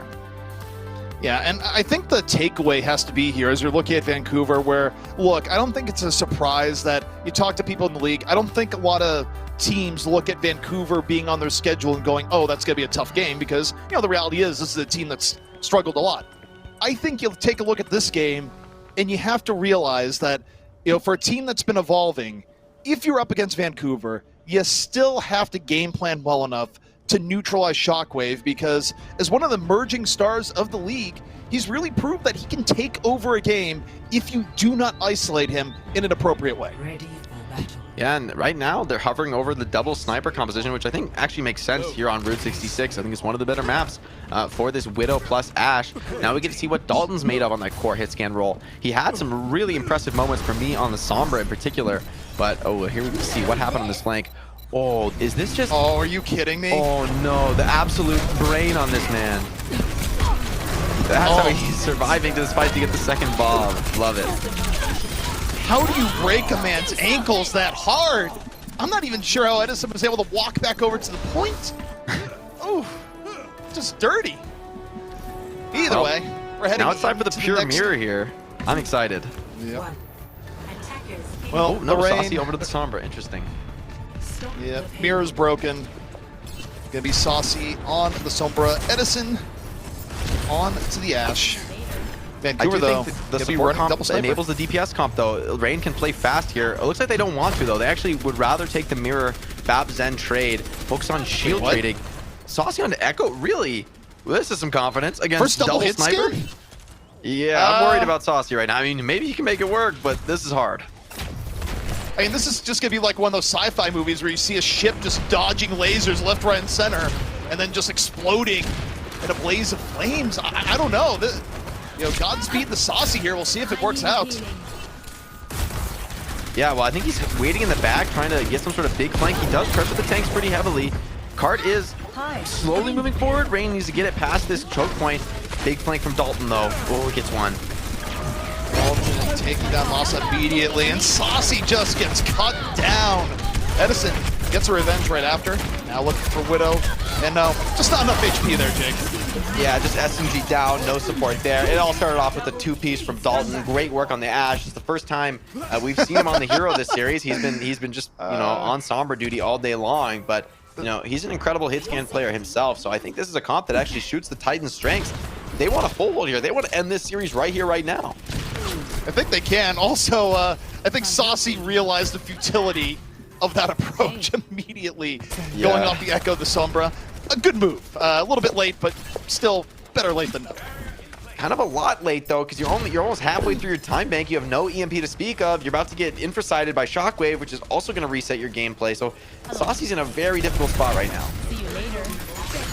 It's not great. It's going to hack the Vega in the back. Vancouver, meanwhile, sitting pretty here in the back. Shockwave. There's the hook shot. Reign, though, pretty healthy thus far. And the Hawk, though, just bursted down. It was Wolf that got in on that action. Yeah, Rolf with the amplification matrix. Shockwave a little over aggressive, gets punished. And Rain, they're hitting a nice big flank into the high ground. They don't have their tank duo, but still have all the damage online. As though Iris, though, he does get cut down. I have to imagine Moss is soon to follow. Oh, he's escaping maybe. Nice damage from KSA there, where even if one person's down on Vancouver, the other's taking over. And, you know, this isn't funny anymore if you're a Reign fan. You're looking at this and you're starting to scream at your monitor. It's only a minute 20 left in the Reign. Very well could be full health here, Jake. Yeah, they're definitely in danger of that. 2 tank ults online for the defense. So it's going to be a very hard fight. You know, even if you've got the immortality field, the Flux is going to pick you up in front of double hit scan. Although Iris opens things up on a Dalton, so that's actually ridiculous pick. Doesn't really ever happen. Massive Flux, but Trance available. Oh, and it's Rock. Iris putting the team on his back. KSA down.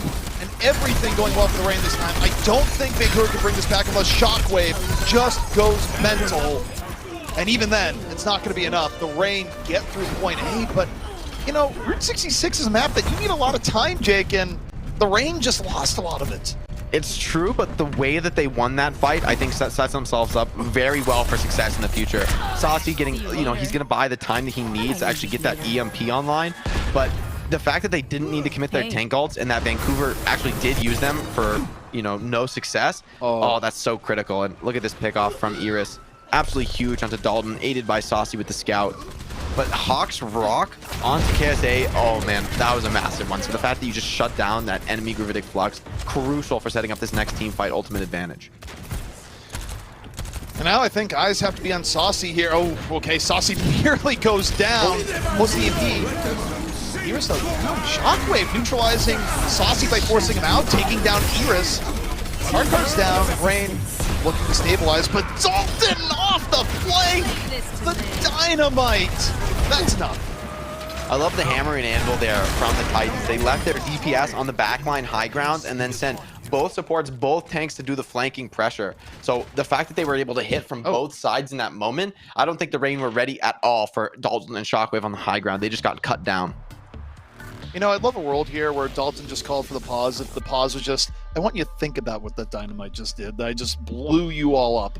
But it's probably something a little bit more serious as Dalton has left the game. So he was dealing with a tech issue, perhaps. Still good enough to take down 2, and yeah, presumably will be back pretty soon. I think it's pretty unacceptable to drop a manner pause in the Overwatch League. I don't know if that's. I think that might have gone by the ways of yore in terms of esports history. At least hopefully. A manner pausing, not the coolest thing to do at the highest level of competition. But I'm sure Dalton get that resolved quickly, get back into the game. And I mean, at this point, though, the Titans, all they have to do is just make sure these issues don't stop their momentum. Because in terms of strategy, ultimate economy, it's really only the EMP that you have to worry about for the Reign. That could be enough, but on the other side, if you commit the EMP now and you don't get a really solid team fight out of it, you're looking at getting held on second point, frankly. Okay, so I have a few things to bring up here, because I love the idea they brought up the manner pause. I have 2 questions. One, how are you going to prove it? And this is where League Ops is going to be hearing this going like, no, stop. Don't give them ideas. But, like, if you want to drop a pause, please, after you kill 3 people, you know, as long as you don't tell people after, it's like, I just paused after I did it, no one's going to be able to prove it. And, Jake, I'm a little bit disappointed that you never pulled the manner pause, because you could have done it. All I'm saying. Yeah, I'm pretty sure you get fined for that. I don't think that's that's pretty solidly outside the rules. And I can see from the flashing on Dalton's screen that he's definitely restarting something, rather trying to get his Overwatch back working. Looks like we might be getting back into game very soon, though. Seems like issues are resolving. We do have the R from the Vancouver Titans. All right, so we're good running to go. a 5K though, so it might be a sec. Well, ATL.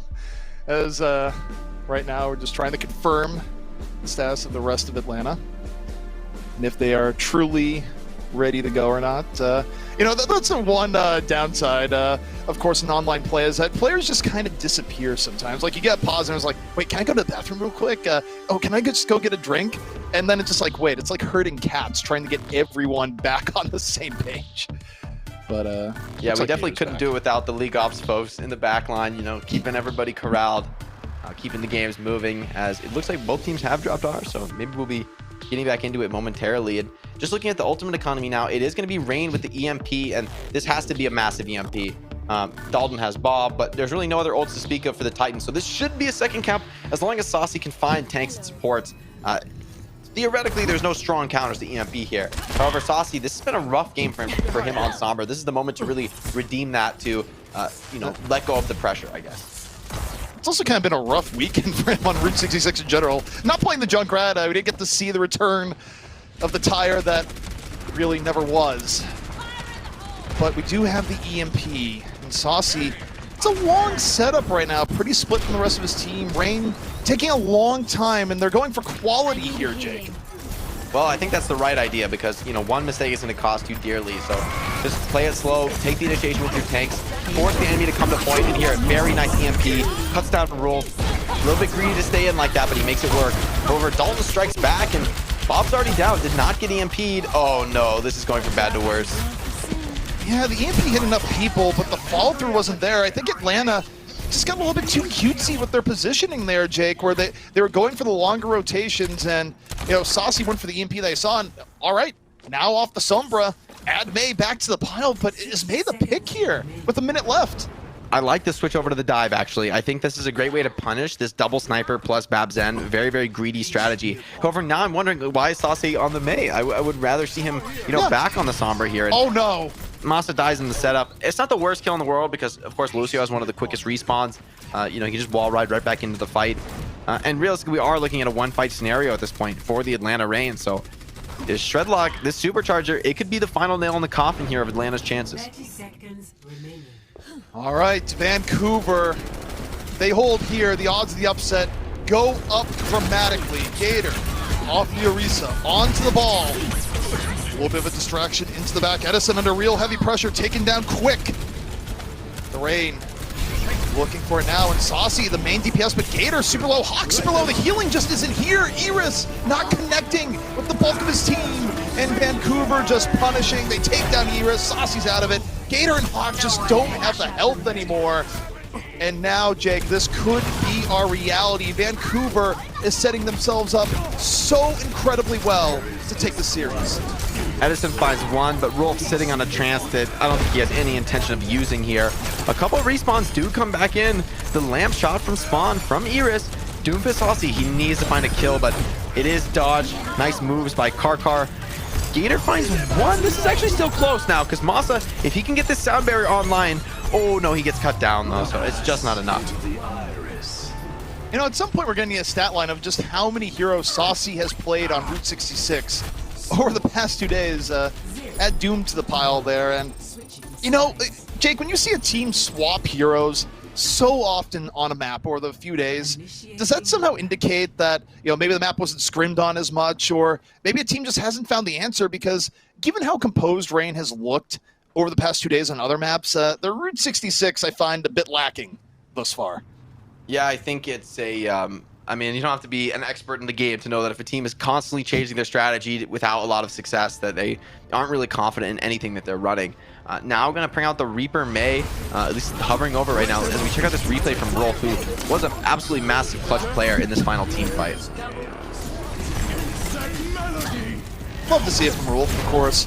A veteran player, been around since before the Overwatch League, back at some of those old Cloud9 teams, and, you know, made his way into the league finally this year with the Vancouver shakeup, and always warms my heart a little bit to see Rolf have some success, because anytime someone's been around that long, you just want to see him do well.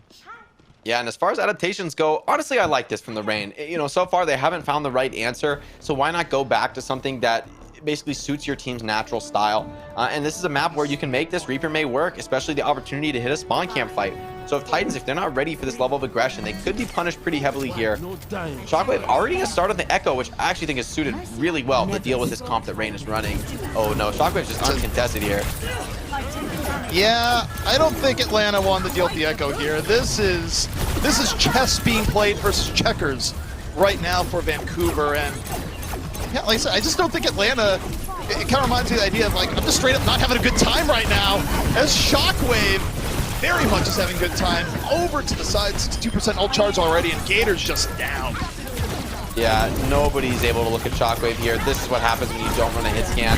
I like the comp in theory, but Shockwave, he just makes the perfect decision, counter-picking on offense. That is the attacker's advantage in Overwatch. You can counter-pick. You can see what the enemy's running before you make your composition selection. So great work by Titans. I think first point almost is over and done with here, because this next fight, you're coming into so many ultimates. Titans have just charged up everything. You know, I was watching some old StarCraft VODs the other day, and, you know, obviously you hear a lot of Tastosis yelling GG and that, and that's all I'm hearing in my head right now. This Rain is looking defeated at the moment, Jake, especially with Shockwave on the Secco. They've made a swap, but, you know, Gator on the Rhine, this lets Shockwave make a really big play, potentially. Yeah, the Rhine copy is so perfect here, and now, I mean, honestly, what I want to see is a Nano Rhine right here, and the EMP, though, oh no, if it gets everybody, not everybody. It's a 5-man, that's pretty good. It's 5, and it's a clone May. Shockwave takes down Gator, and alright, drops a quick Blizzard, and oh, it's gonna freeze out the McCree. Shockwave, a man of many talents, and not how I expected the clone to be used, but still very effective. Yeah, well, it gets the job done. EMP nearly shut down by Edison. It just wasn't quite there in time. He did kill off Dalton, but Vancouver, they hold on to both tank ults. They've got Valkyrie as well to close this out. You do have Masa the Sound Bearer. You've got Saucy with the Blizzard, and as well Hawk with the Self-Destruct. So there's still windows back into this fight. It does, I think, need to start with a beautiful initiation from Saucy, but I mean, just look at the way Shockwave's playing. Edison, he's got to put a stop to this. Well, the Bionade hits first, and Hawk is just focused down. Has to drop the bomb under pressure to keep the mech. Masa drops a beat to maintain, and the Rain do make good use out of the beat. They head forward, they deal with Wolf early, and it's going to be a bit of stabilization. And, you know, sneakily, a lot of time is burned off the clock here, Jake. Vancouver's actually in a bit of trouble. Well, I think this is a very expensive fight now, because now you're in real trouble, especially, okay, I love this for Shockwave, gets off the Echo here, because I think recontesting back into a McCree, I was going to say, is an extremely tall order. You know, while Shockwave had the first fight, you know, he's free reign, no hit scan. Second fight, he's got an ult. I think it would be a lot riskier to keep pushing in, but, you know, he's going back to this tried and true Ashe, which hasn't really needed the ult to succeed in the past. Yeah, I mean, it's been Edison's worst enemy. But you know what they have to worry about? Because it hasn't really been a factor all series long. Gator's around. You know him for his Orisa, but do you know about his shatters? Well, Iris is down, so alright, Gator. Better shatter sooner rather than later. Edison, the Deadeye finds Karkar. Gator shattered down, and I might have cursed him there, as Vancouver doesn't really care about the shatter.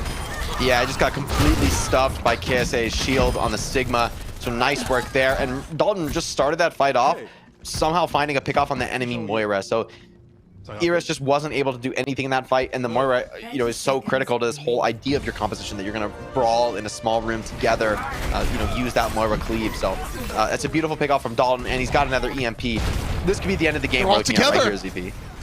Atlanta, be careful. Dalton, EMP hits all 6. Dalton couldn't have asked for better positioning from Atlanta. They made it so easy. Yeah, now you're walking into a situation where you better believe Shockwave and Rolf are just going to be standing next to each other on the high ground. Ant Matrix right at the start of the fight, and we've seen how good he is at just opening things up with a first pick. I want to see Hawk stay on the Diva, actually, because I think without a Diva, they're just going to get melted by this Ant Matrix. They absolutely need Hawk to play perfectly this fight to have any hope of stifling Shockwave, who, by the way, just got Bob in, what, 2 fights? Easy. Yeah, if that. Dalton has to warp out a little bit early, but oh man, 2 minutes left. 1 fight territory. Vancouver on the verge as the Rain continue to crumble. Saucy pretty close to Blizzard, but Rain need to act sooner rather than later. Vancouver continuing to build up. Fantastic position, and now here's the Flux. Bob already out. They're looking for that all-important first pick-off. Saucy holding on to Blizzard might fall! Doesn't get a chance to let it loose! And Vancouver on their way. Dalton, though, taking down the beat up from Masa. A last gasp here from Rain, and Edison, he found the area, Jake. Got in from the back, and Vancouver is getting pushed away. It's very close here. Cold needs to come out from Iris to close it out. I agree with this decision. However, Titans, they're managing to hold a bit of ground on the map here, which is so critical. But Shredlock, the boot from Masa, that's so important that the Orisa couldn't stabilize, that they're forced to regroup once again. Gator gonna have the opportunity to switch back to Orisa, come back to the fight on this value generator. Titans want the fight very quickly, though. They know that the risk that they run with Rain regrouping fully is that they will get rushed. So I actually love this play, trying to get a quick fight. Dalton's EMP really is the key to winning this map now. It's not so easy as it looked once before. Yeah, they have to play on the EMP. It's arguably just 1 fight left. They open with the amp, and the Blizzard's eaten! Blizzard's eaten, but Edison The Deadeye in the back equalizes. Blizzard not required, perhaps. EMP dropped from Dalton in the middle of that, in the middle of the chaos.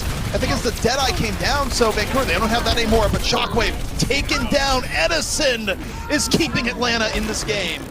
Yeah, Dalton didn't get anything out of that EMP.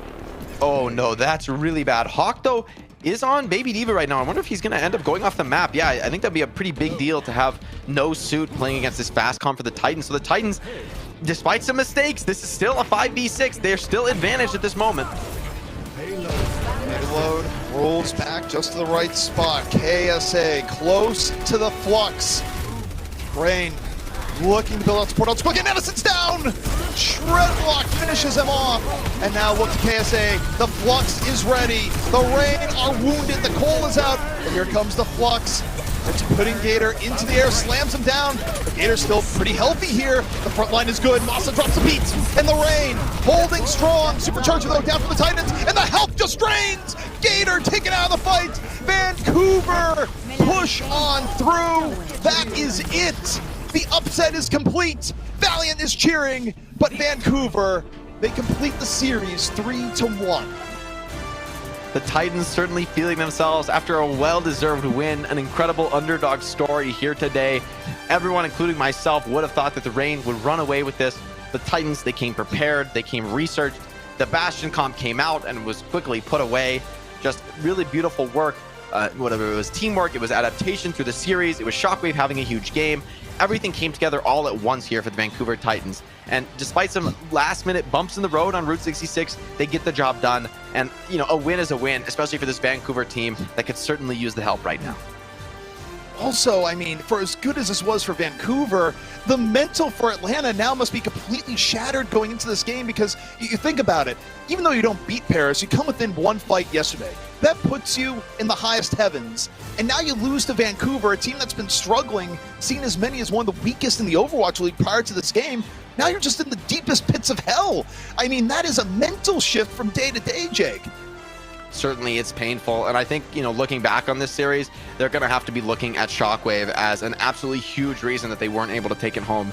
Not only Shockwave, but also Dalton. I think this DPS duo, in particular from the Titans, really came alive. Dalton's solo kills on Sombra before he pops the EMP, and Shockwave just finding ridiculous dynamites, pickoffs, pretty much everything that you can possibly deliver on Ashe. Shockwave managed to do it. So really, really nice stuff from that DPS combo, showing why they are considered some of the strongest players on this Titans team, looking like they really have a lot of potential to continue growing going forward. Well, we've talked a lot about Shockwave, but, you know, let's talk about some other things like our player of the match presented by Xfinity, where, oh, yeah, the topic is still Shockwave because he was just that good over the course of the match, Jake. And I really think the shining star of this Vancouver team, even though it was a banner day for most players, I would say. Yeah, well, you know, of course, it always takes a team effort, but certainly, you know, if you're watching the kill feed, it wasn't hard to figure out that Shockwave was an absolutely massive contributor, you know, on the Widow, on the Ashe. I just love this guy on this raw carry role. I think that's probably why, you know, he's so confident and comfortable on the Echo, which it was a joy to see that as the hero I think a lot of people came to know him for, right? That's where he really cut his teeth. That's where he made his presence known in the Overwatch League, was coming out on that Echo. So the fact he was able to, you know, finish things off in style with the hero today, I think is a fitting end to the story.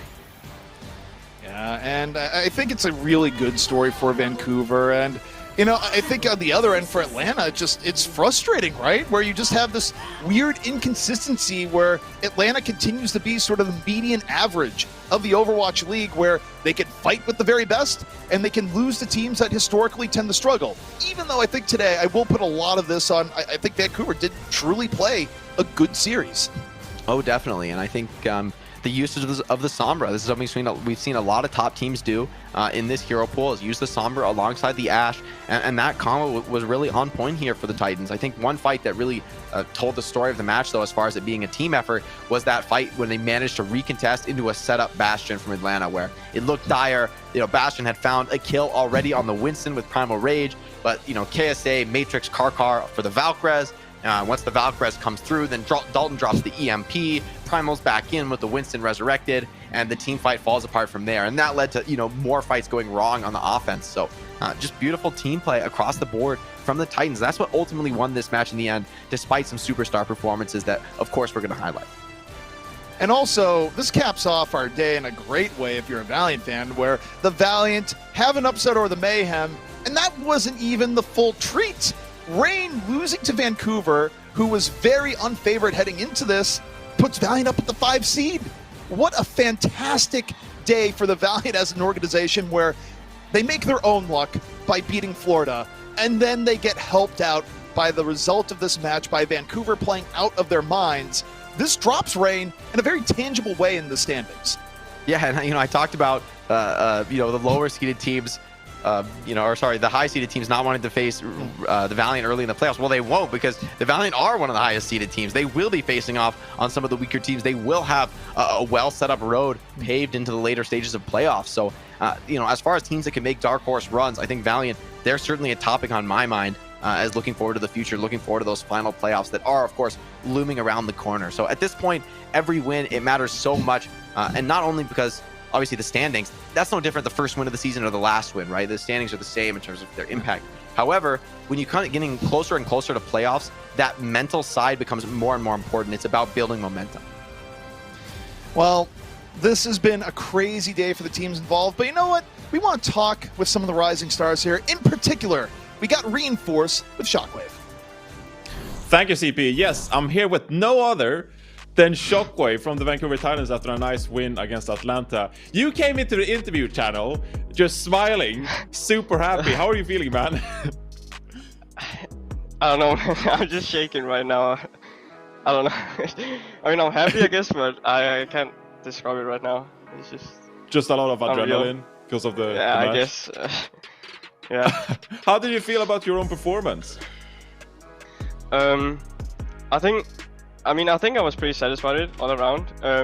But some of the comps they play, like with speed, you can sometimes get caught off guard, and then Bastion, like there was like one point I tried to flank, and then there's like a TP Bastion in my face, so I think sometimes I got a bit surprised, but yeah, I think I'm pretty satisfied how I played today. All right, right on. So you're playing from Denmark, correct? Yeah. Yes, so what's the time over right. there? It's like almost 3 a.m. All right, true gamer hours. That's when you play at your best, true. right? Yep. So obviously a nice win for you against the Atlanta Reign today, but you had a lot of matches this weekend. You played 3 matches. How was the team feeling going into this weekend, knowing you were going to play so many matches? I mean, we always take like one match at a time. So we first like focus on the first match, and then we kind of take it one at a time. But it was kind of stressful for us because like we saw Dallas and they played some Pharah stuff, and then they didn't play it, and then we play Atlanta and they play some Bastion stuff, and then we have to like think that they can play that as well. So it was really stressful, but I think we focused a lot on playing like what we were confident on. In some of the comps we were forcing, so I think that's why we had success today as well. Yeah, because it seemed like you played a lot of different compositions against Dallas, and you were pretty fluid in like the hero switches and what comps you were playing. But now against Atlanta, you were playing a more solid composition when you were on the Ashe, etc. Was that like one of the big takeaways from your matches? Like, what was the team talking about after the matches against Florida and Dallas? I mean, I think we were like surprisingly, or like we were surprised how well Delusion was working, because I felt like when we had the speed and stuff and we controlled the pace, we would have a lot more success. Like not only with like double shield and stuff, but also when playing more divey comps. I think that was the most important part. But I don't know, we weren't talking too much about the comps. We were just making it simple, play something we're all confident on, and then just like go from there and focus on the match. Yeah. Well, it seemed to work out now in the final match against Atlanta. Yeah. So once again, congratulations on your win. You have 2 more matches next week. So how are you going to prepare for those 2 next matches? I mean, I don't know. I don't even know who we're playing. Like, I can't even think about it a lot right now.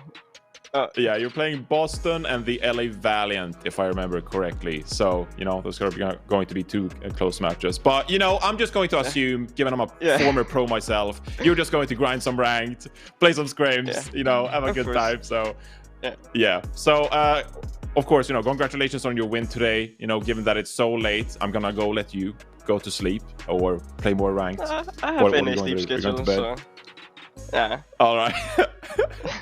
All right. Well, thank you so much for joining me here, and congratulations on the win once more. Thanks. All right. Well, that's going to do it for the matches today. And this weekend, we still have the Watchpoint post show coming up, so stay tuned for all the analysis coming up with me, Zoe, and Costa.